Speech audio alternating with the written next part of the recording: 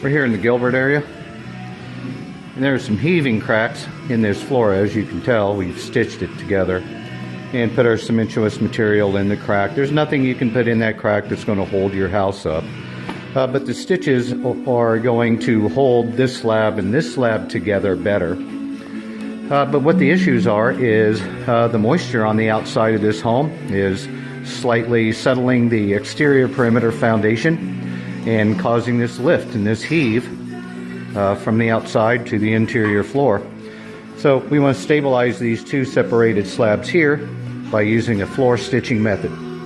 And what we have in there is a number 4 bar 1/2 inch and structural epoxy grout holding it in there securely. Now we're going to install a floor leveler system right in through here.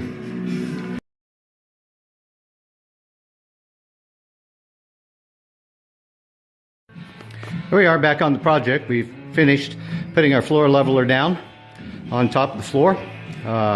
Tomorrow, day after tomorrow, they can roll the carpet back on here and then install their tile.